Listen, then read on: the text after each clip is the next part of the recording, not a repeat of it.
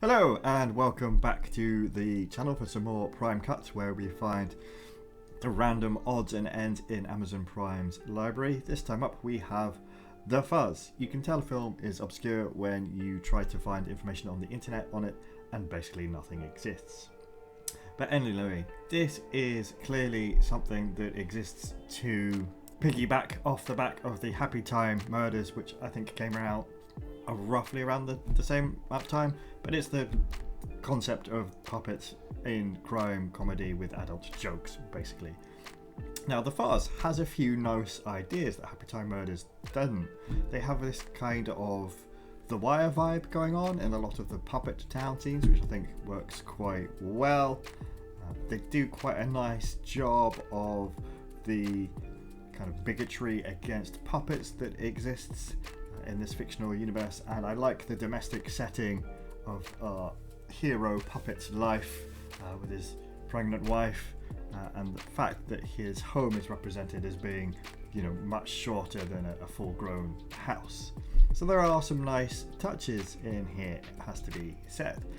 This is our lead puppet villain, who becomes something of a Scarface type character after a drug sale goes wrong. Much like the Happytime Murders, it has this weird thing where puppet drugs are just like sweets or jelly beans, which just doesn't make a lot of sense in the wider world, unless there were specific laws preventing puppets from buying sweets, and how would you enforce that? Anyway, I'm probably thinking about that far too much. The level of humour, I think it's pitched fairly well. There aren't too many jokes that completely miss the mark. It's not as funny often though as it does think it is, but it has some nice little touches, like the news network. It does a good job of leaning into the sort of the cliches of the police chief who just wants to get the easy life and doesn't really care that much about, puppet town. And the bad, for want of a better way of saying it, the bad guy puppet starts a relationship with a mobster's wife, and that what eventually leads him to killing the mobster and taking over the operation, and then this becomes like a gang war between human gangs and puppet gangs. And here, look, there's another representation of the Wire element, the concept of the two detectives drinking at night somewhere out and abandoned. Here we go, so the jelly bean drugs, and like I say, I struggle to see how it would make sense in a world, but that's me overthinking a film with Muppets in it, basically. And this film obviously doesn't have a huge budget, but the puppetry work is pretty good, it's pretty solid. There's only a sort of a section towards the end where there's an overuse of green screen in a chase sequence. There are some nice small little references, like here he's got the Scarface style flared out collars and jacket going on. There's the gangster's mole character, of course, that I was discussing earlier, and that's why he turns on the human mobster and ends up killing him and taking over the ganglands.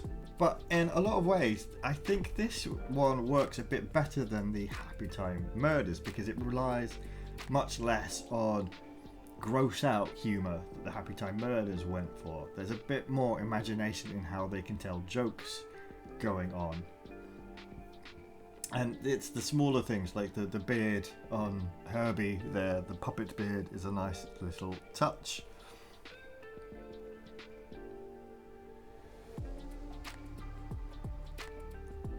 And things start to unravel for the bad guy, and we've had a bit of a underground snooper plot going on as Herbie pretends to be a drug runner himself and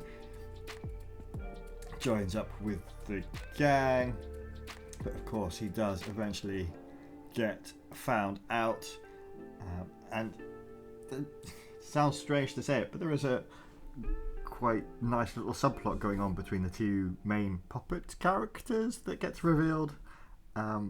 So we have this attempted mob hit in the ice cream parlour, which is a bit of, or feels like it's a bit of a intended Godfather reference to the infamous scene of Michael taking revenge.